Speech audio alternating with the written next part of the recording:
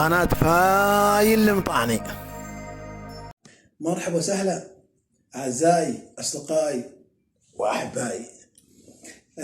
اليوم راح نواصل ذكرياتنا. كثير من ما شاء الله المتابعين عجبتهم سالفة الذكريات. الظاهر أن كل واحد فينا له ذكرياته، يمكن أنا شوي لامست ذكرياتكم.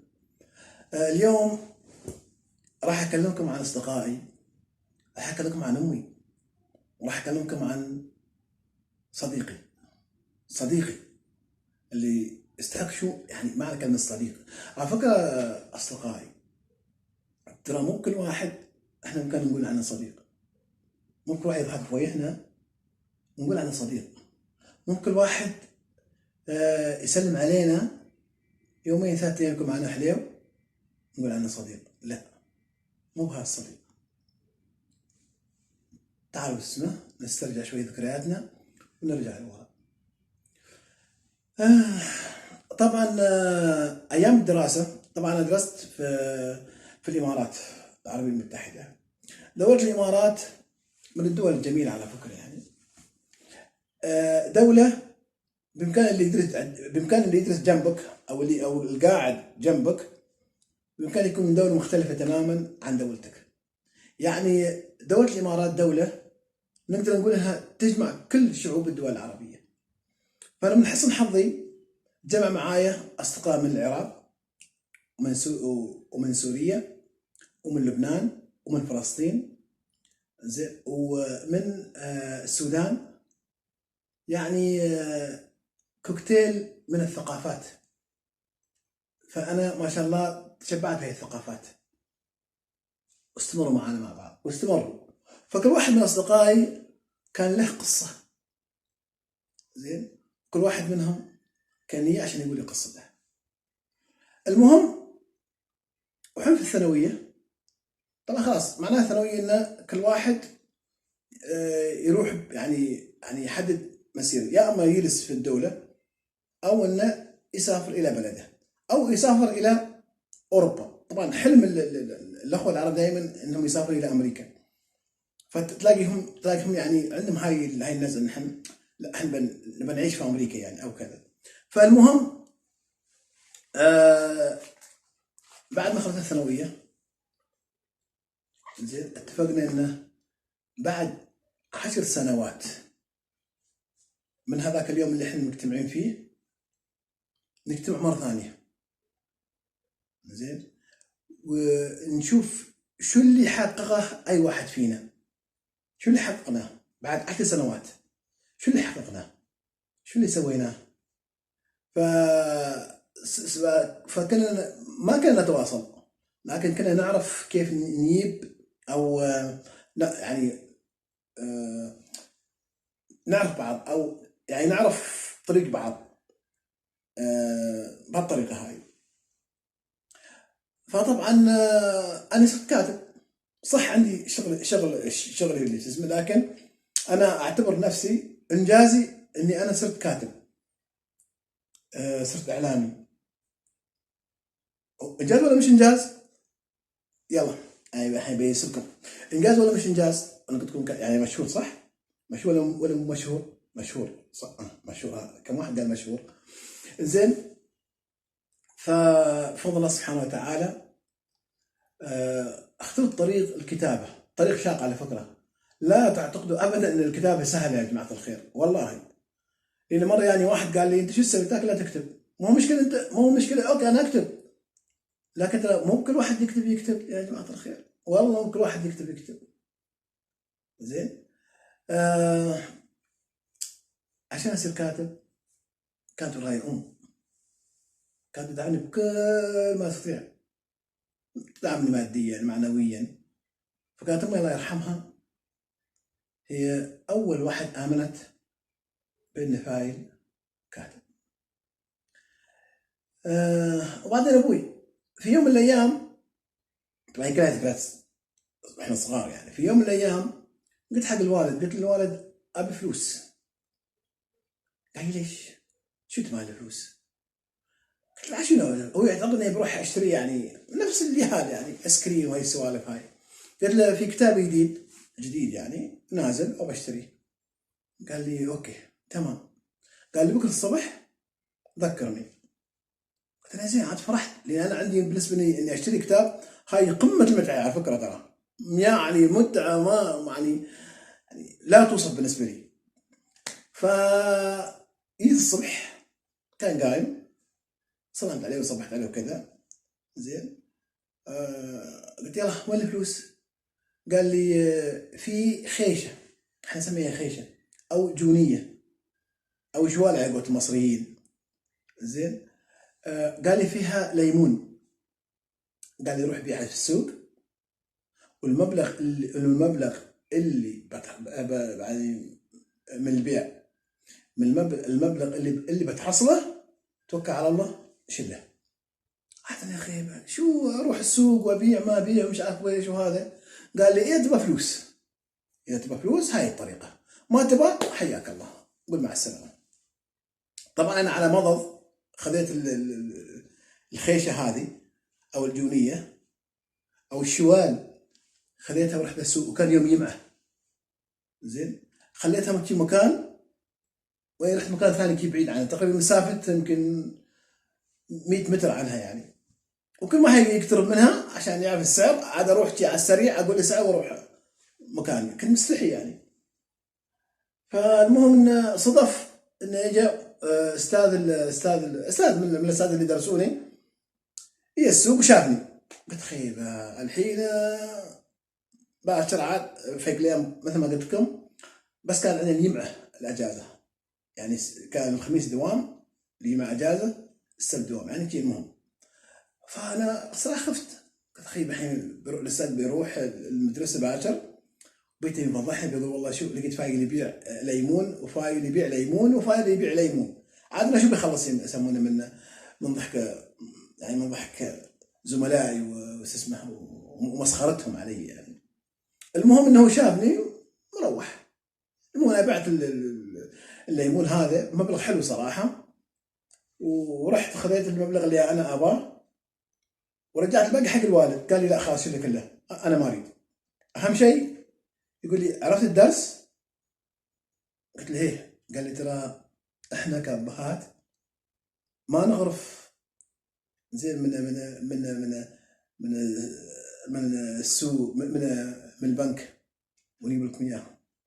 يقول احنا الفلوس هاي نتعب عليها، فانا حبيت اوريك زين قيمه الفلوس عشان باك في المستقبل زين تعرف ان ما في شيء سهل في الحياه، ما في شيء سهل. تبغى شيء لازم تشتغل عليه، صغير كبير ما في شيء. والله ان للاسف احنا عيالنا الحين لانهم جايين في زمن سهل، جايين في كل شيء سهل عندهم، زر.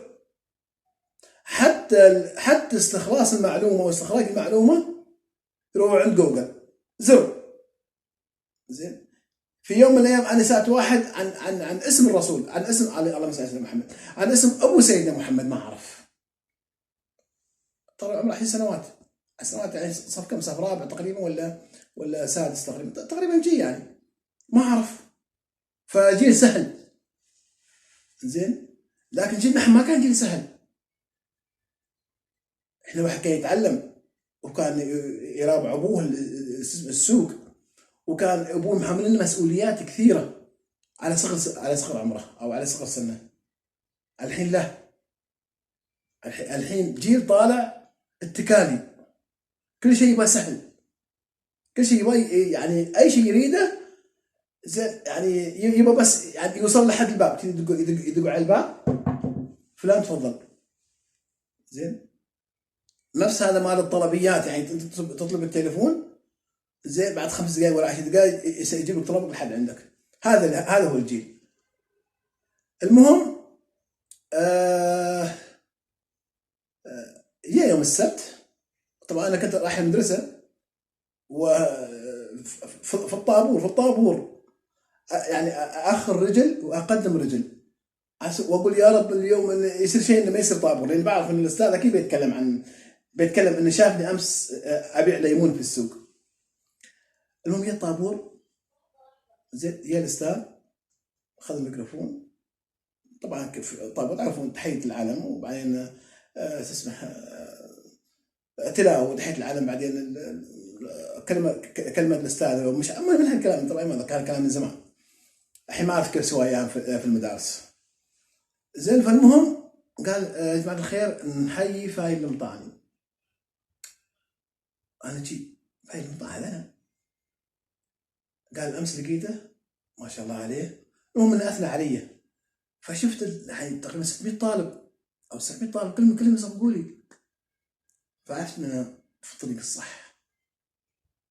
هذا لما اقول لكم ان في استاذ اب. حتى على فكره كلمه استاذ انا ما استنسخها كثير، ما احبها كثير، على عيني وعلى راسي، بس ما احب كلمه استاذ. هذا مربي، انا احب كثير كلمه مربي مش استاذ. الاستاذ مربي، لان زين هي في البيت والمدرسه. في البيت ابوي مربي، في المدرسه استاذي مربي. وفي كثير من الاساتذه احنا تعلمنا حبينا الماده من طريقتهم هم، طريقه تدريسهم، طريقه كلامهم، طريقه حوارهم، طريقه سوالفهم معانا، حبينا الماده.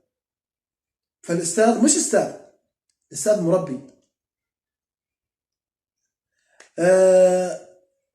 طبعا انا كثير عندي ذكريات يسمونها سواء كانت ايام العيد او الايام العاديه. زين ذكرياتي من ايام العيد لما كنا نصلي صلاه العيد، كان عندنا في الحاره طبعا توفى شخص كان يحمل بندقيه ويطلق رصاصات في الهواء. زين فكنا نعرف ان العيد، ان فعلا العيد. الله يرحمه خليفه بن حمد الصوغاني، كان فعلا شخص جميل، هو صديق الوالد على فكره. كان شخص من الجيل اللي حسيت فعلا ان عمان انجبت رجال. من ذكريات العيد اللي عندي، كنت انا شخص اسال كثير، فكان جارنا عنده مكتبه، هو اللي حببني في الكتب. عرفني محمود السعدني، وعرفني بمحمد حسين هيكل، وعرفني بخالد محمد خالد، وعرفني بيوسف السباعي، وعرفني بيوسف ادريس، وعرفني بكثير من الكتاب، وصالح اسمه الكاتب السوداني العظيم الطيب صالح. زين حتى نوال السعدة على اساس على اختلافي معها، بس هي كاتبه اختلف معاها كتوجه، انا اتعامل معها كليا، بس ككاتبه هي ممتازه. جيلنا كان جيل انا اعتبره جيل جميل او جيل محظوظ، لانه عاشر الاباء وصار هو اب، فصار جيل في النص، خذ من الاباء زين وعطى الابناء. عشان جيه الف تحيه حق الاباء اللي احنا اباء. زين الف تحيه حق كل من يربي ابنه تربيه صح، تربيه صالحه، يعلمه الصح، يعلمه ان الله فوق، وانه ما يخاف الا من الله سبحانه وتعالى، يعلمه ان الصح صح والغلط غلط. تحيه حق اصدقائي اللي بلتقي فيهم، طبعا عدد 10 سنوات ما شفتهم، بس اكيد في منهم عرفوني لاني صرت انتشر. والله صدق صرت انتشر، سبحان الله اني صرت انتشر، فاكيد عرفوا ان فايد بعد 10 سنوات صار كاتب. وتحيه الف تحيه حق كل شخص ساهم او ترك بصمه في مسيره فايد، وايدين على فكره عشان ما زعل حد. كل واحد على راسي، وكلكم صحيح حقيقة المتابعين جزاكم الله خير انكم اعطيتوني هاي المساحة عشان اتكلم عن ملاحظات جميلة انا عشتها في زمن انا اعتقد انه زمن جميل، واكيد الخير في عيالنا لانهم بعد هم امتداد حقنا، جيل يكمل جيل، هم بثقافتهم بتوجهاتهم الجميلة، احنا نفس الشيء ثقافاتنا بتوجهاتنا الجميلة. فألف تحية لهم، وألف تحية حق كل شخص زرع وغرس وحصد بذرة حب، بذرة احترام، بذرة تقدير. تحياتي وكل عام وانتم بخير. فايل الطاهر.